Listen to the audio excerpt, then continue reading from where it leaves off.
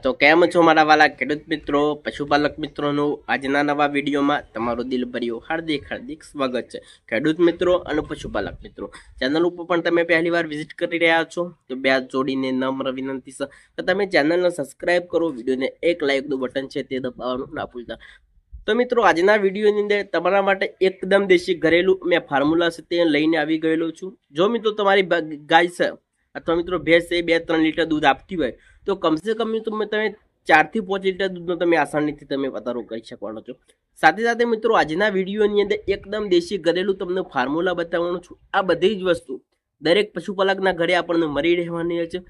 ઓછા ખર્ચની અંદર આપણે વધુ દૂધનું ઉત્પાદન મેળવવું હોય તો આ વિડીયો તમારે પૂરો જોઈ લેવાનો છે।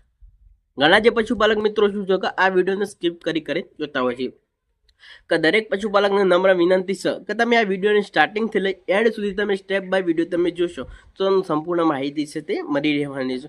ઘણા જે પશુપાલક શું છે કે વિડીયોને સ્કીપ કરી જોતા તમને માહિતી તો મળે પણ તેમની પૂરતી માહિતી પણ નથી મળતી અને તેમનું પશુનું દૂધ છે એ ક્યારે પણ નથી વધારી શકતા। તો આજના વિડીયોની અંદર આપણે ઘણી બધી વાતોનું ધ્યાન પણ રાખવાનું છે। સાથે સાથે મિત્રો, આજના વિડીયોની તમને ફક્ત 3 થી 4 વસ્તુ તમને બતાવવાનો છું। જો આ 4 વસ્તુ તમારા પશુને તમે સ્ટેપ બાય આપી અને ત્યાર પછી જ તમે જો રાત્રે તમારા પશુને તમે ખવડાવી દેશો તો સવારે જ તમારા પશુનું દૂધ તમે ડબલ કરી દેવાનો છો। રાતો રાત તમારા પશુનું દૂધ ડબલ તમે કરી શકો છો। આ સૌ પ્રથમની અંદર વાત કરીએ તો કારણ કે મિત્રો તમારી પાસે ગાય છે અથવા ભેંસ છે તે આગલા વેતરની અંદર છે તે ખૂબ જ માત્રાની અંદર તે દૂધ આપતી હતી, ત્યાર પછી મિત્રો આ વેતરની અંદર પણ તેમને દૂધ ઘટાડી દીધું હોય તો ફરીથી તે ગાય હોય અથવા તે ભેંસ હોય તેનું દૂધનું પીક લેવલ તમે આસાનીથી તમે વધારી શકો છો। એના પહેલાં મિત્રો તમારે આ ખાસ બાબતોનું તમારે ધ્યાન રાખવું જરૂરી છે।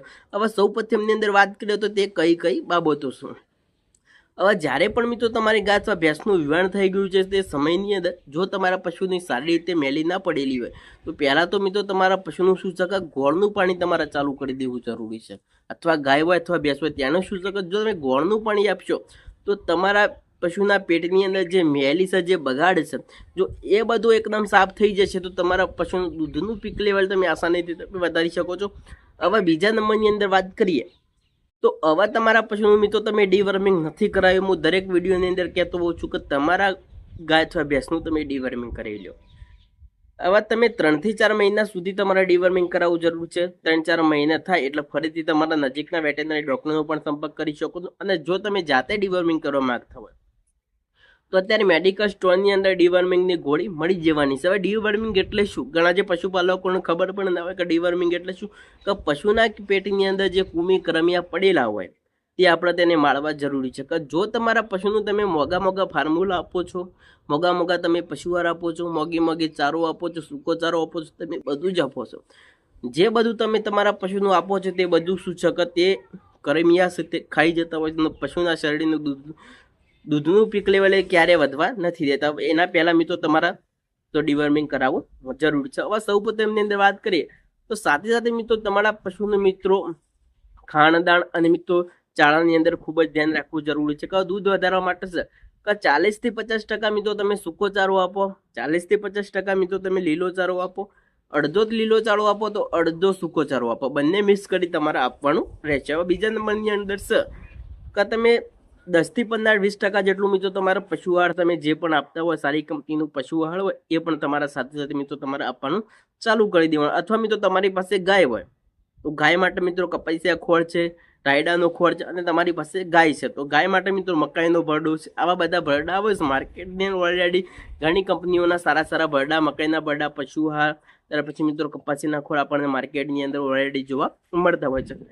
હવે સૌ પ્રથમ અંદર ચાલો તો હવે આપણે દેશી ઘરેલું જે નુસ્ખો છે તે બનાવવાનો છે, એટલે કે મિત્રો દેશી ઘરેલું ફોર્મ્યુલા છે એ પણ તમને સ્ટેપ બાય માહિતી તમને આપવાનો છે। તો ચાલો વિડીયોમાં ફરી એક વખત આગળ વધી એ પહેલા એક લાઇકનું બટન છે તે દબાવવાનું ના ભૂલતા। હવે જરૂરી વસ્તુઓ તમારા લઈ લેવાની છે। કે હવે સૌ પ્રથમની અંદર વાત કરીએ તો મિત્રો જે ખાવાનો સોડો આવે છે, જે મીઠા સોડા આવશે એ સૌ પ્રથમની અંદર મિત્રો તમારે 50 ગ્રામ જેવા લઈ લેવાના છે।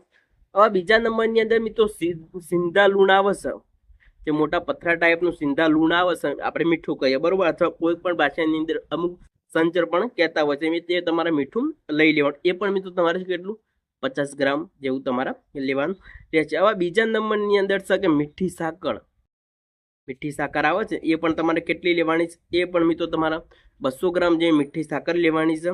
એ પણ મિત્રો હવે તમારા પશુને ક્યારે આપવાનું છે, કેટલી આપવાની છે, કેટલા દિવસ સુધી આપવાની છે. હવે તમારા પશુનું મિત્રો તમે જે ખાણદાણ જે પશુ આહાર આપો છો તેની અંદર મેં તમને જે વસ્તુઓ બતાવી તે વસ્તુઓ તમારે મિક્સ કરી તમારા પશુને તમારે આપવાની છે. અથવા મિત્રો તમે સવારે આપી શકો છો, અથવા મિત્રો સાંજે પણ તમે આપી શકો છો. અથવા મિત્રો તમે જો 10 થી 15 દિવસ સુધી તમારા પશુને તમે ખવડાવવાનું ચાલુ રાખશો તો ટૂંક જ સમયની અંદર તમારા પશુનું દૂધનું પીક લેવલ તમે આસાનીથી તમે વધારી શકો છો. એના પહેલાં તમારે ડિવર્મિંગ કરાવી લેવું જરૂરી છે. સાથે સાથે મિત્રો કોઈપણ ખાણદાનની અંદર આપણે મિનરલ મિક્સર પાવડર છે તે પણ આપવાનું બંધ નથી કરવાનું. તો ચાલો આજના વિડીયોની અંદર બસ આટલું જ. ફરી મળીશું આપણે નવા વિડીયોમાં નવા એક સરસ ટોપિક સાથે. આજનો વિડીયો તમને કેવો લાગ્યો? સારો લાગ્યો તો વિડીયોને એક લાઇકનું બટન દબાવો. હજુ સુધી તમે ચેનલને સબસ્ક્રાઈબ નથી કરી તો ફટાફટ ચેનલને સબસ્ક્રાઈબ કરો. ને અમારા વિડીયોની તમને માહિતી સારી લાગી હોય તો તમારા મિત્રો મારા મિત્રોની અંદર આ વિડીયો શેર કરવાનું ના ભૂલતા. અને પ્લીઝ દરેક પશુપાલક મિત્રોને નમ્ર વિનંતી છે તો તમે લાઇકનું બટન છે તે દબાવવાનું ના ભૂલતા. હું દરેક વિડીયોની અંદર કહેતો હોઉં છું મારા વહાલા પશુપાલક મિત્રો તમે લાઇકનું બટન છે તે દબાવવાનું ના ભૂલતા. તો ચાલો બીજા વિડીયોમાં આપણે ફરી મુલાકાત કરીશું. રજા આપશો. વંદે માતરમ.